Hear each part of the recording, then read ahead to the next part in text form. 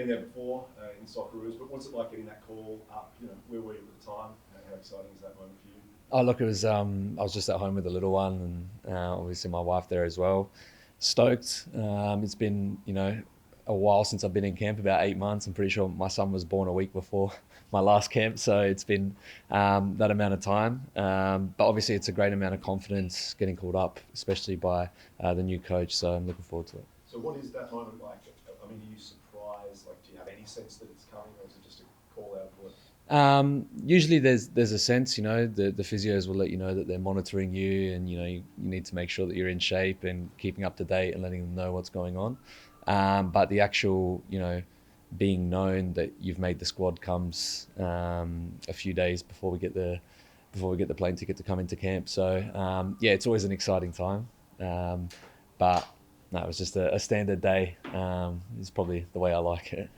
What have the conversations been like with the new coach, and what's his message for you and what he wants from you in your role? It's been very early in camp. We don't have all the players in yet, so I've obviously just seen the coach at lunch and dinner. So I'm sure there'll be plenty of opportunities for him to stamp his authority and let me know what he wants from me. So your first time under Tony at any level? What Yep. sort of relationship have you got with him? No, it's a first time. Obviously, the only connection between him and I is that we've both been a part of Western Sydney. But no, I'm looking forward to it. I spoke to a few of his players from Melbourne Victory, to make sure I do the right things and start off on the right foot. So no, it's been good. Who did you speak to? Definitely, I spoke to Bruno. So that was good, and a few people at the club that were at my club that were there when he was there. So just to give me some pointers and make sure, like I said, start off on the right foot. Any major tips? What did they tell you? No, just make sure you turn up to time for meetings, and yeah, I think it's all about respect. What sort of position do you think he sees you as?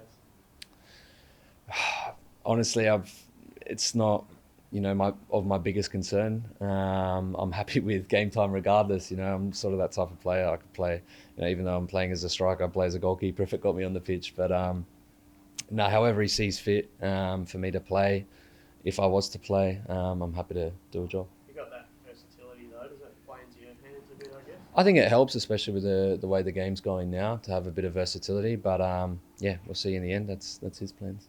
Tony spoke last week about having pride in a shirt at the moment. Obviously, he's new, but we know that he's been there and done that as a Socceroo. Can you tell us, for you, wearing the shirt, the colours, being a Socceroo, what is that like, and what's the feel like inside the team at the moment? Oh, well, first, obviously, it's the pressure, to qualify for a World Cup, and then second of all, it's a massive privilege. It's the pinnacle of our sport in football in Australia.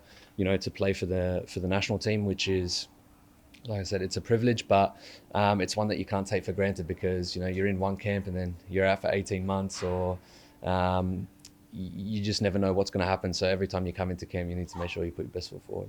On that note, you had a pretty rough run with a foot injury, missing the Asian Cup. Have you feared that the Socceroos days might have been over when that happened? No, not really, but as the coach has said, it doesn't matter if you're young or old. Is where you're playing is if you're performing week in, week out, it'll pick you. So I guess that sort of just sat with me, and I found a bit of form at the start of the season, and yeah, this is the reward of that hard work.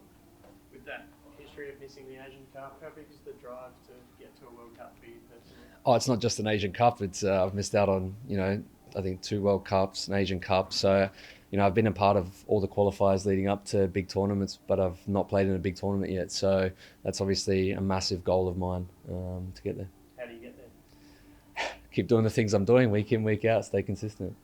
How do you see the opponents on Thursday night? You might not have been there when they lost last time, 1 or 2 years ago, but pretty dangerous. How do you see them? Yeah, very dangerous. I mean, we can't take any game lightly at the moment. That's the situation we're in. And I don't think the coaches want to take those situations lightly either. So we need to prepare as best as we can. I'm sure we'll have a few video sessions on them and make sure we iron out the details for the game on Thursday. There's obviously that pressure there. You need the results right now. How does the group sort of approach that, and how does the coaching staff approach it? I guess that's a question for the coach, but as long as the players keep on doing the things that are asked and keep putting their best foot forward, then that's that's sort of like the standard. There's a level that you need to keep at every day, and I'm sure the boss, expects that as a minimum from us. So, we just need to prepare as well as we can. Make sure everyone gets into camp. It's a good feeling in camp already, even though not all the boys are here. But no, it's a very exciting time. And just for you, obviously you're in form at the moment. Do you feel as though you're in some of the best form of your career and you're really ready to go on the biggest stage? Oh, look, I'm just happy to be back injury free. I mean, form is what it is, but if you're not happy on the pitch, then it's not all going to come together. So obviously, I've been, happy, buzzing to get into training, buzzing for games. But yeah, it's sort of just, taking every day as it comes and making sure I do all the right things to stay on the pitch. So yeah, in that sense, I just want to keep on doing the things I'm doing.